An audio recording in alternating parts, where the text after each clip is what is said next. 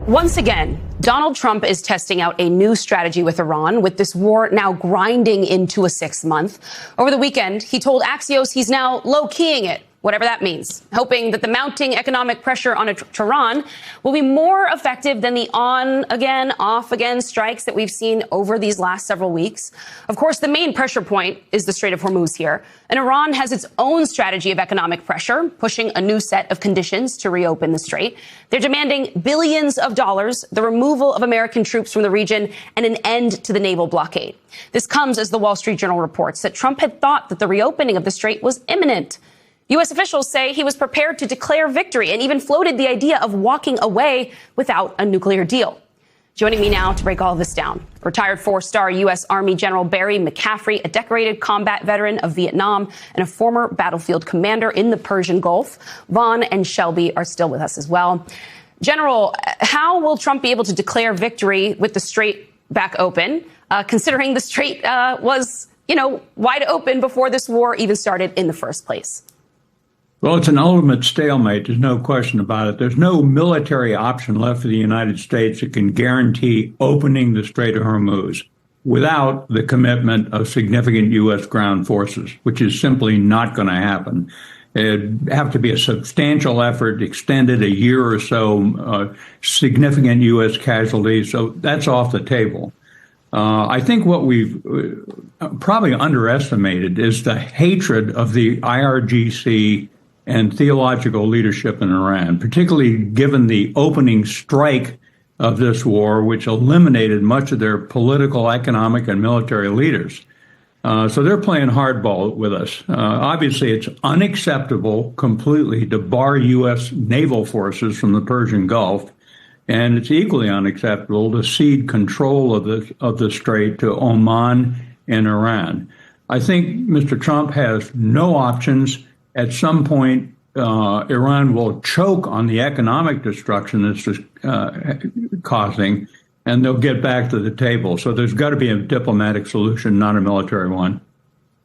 Well, General, one of the things that people are pressing the president, Hegseth, others around him on is, the president's insistence that there's no concern right now about American missile stockpiles. But all available evidence just keeps undercutting that. Recent CSIS assessment found that they are indeed running very low and that some of these weapons could take about 5 years to replace after being used up in the battlefield in Iran within just seconds. So I want to know what you think this suggests both about what the U.S. military is itself facing, but also when Iran reads reports like this. They're surely aware of it since it is public knowledge now, what that might do to their own calculations and timing here. Well, it'd be easy for Iran to overplay their hand on this one.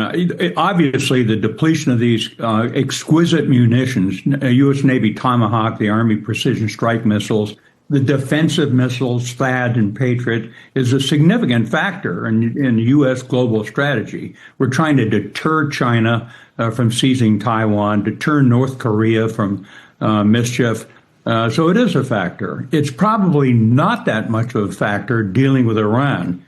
We have total air dominance, essentially, over the Iranian airspace. And at sea, the U.S. Navy is simply invulnerable to Iranian strikes.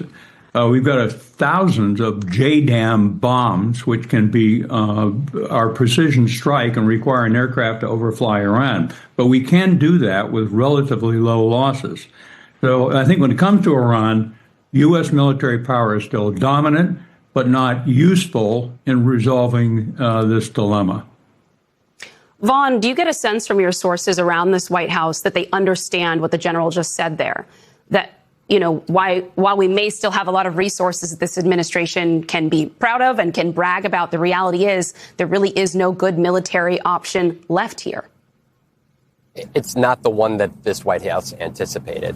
And if that is for a lack of intelligence being explicitly offered to this White House in a rush to move forward on February 28th with the initiation of this war, or with the inherent belief by the president himself that this sort of unilateral action that we saw him take in Venezuela, but also last summer in bombing the 3 Iran nuclear facilities without much consequence, would be able to be how the U.S. military was able to conduct this operation here in 2026? I think that's a question that we're still trying to answer here in real time, 5.5 months in. But the fact is that those White House moved forward with that decision. And the reality in front of them is that there are few willing partners to cooperate with the U.S. at this time. Again, this harkens back to the conversation we were all having back at the beginning of this year when he jettisoned from Canadian, from European allies, from NATO. And if you're even looking at the Qataris and the Omanis, folks in the region that were key mediators and continue to be key mediators, there has been a lot of pressure put on them because the administration, despite their works as mediators in the past, have effectively undercut their negotiations and have put into deep question the extent to which this administration and Steve Witkoff and Jared Kushner were able to be good faith negotiators. And so what you see in some of these demands put out by Iran over the weekend are concessions beyond what the U.S. is even willing or able, we should be clear, to offer, including, for example, that all military action ends not just in Iran, but also in Yemen and also in Lebanon. And the reality is that the IDF continues its occupation of hundreds of miles of southern Lebanon in its effort to root out Hezbollah.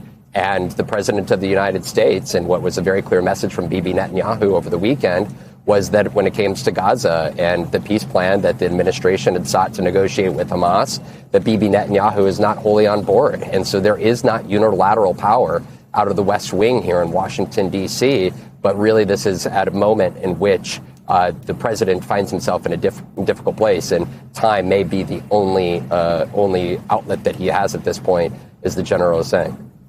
Yeah, I mean, Vana, Bibi Netanyahu is not just not wholly on board. He's, in fact, completely in opposition right now to this effort to disarm Hamas. And, I mean, we know that he has his own political pressures ahead of him. But when you look at how Trump has sort of boxed himself in so many corners and so many fronts of this sort of broader regional conflict, Shelby, I'm curious then when you hear him say something, you know, like I'm low-keying it with Iran to reporters, if you buy that that's a real, you know, turn of the page and strategy that is going to stick, or if you think in a matter of days we're going to be right back to I'm going to destroy your civilization.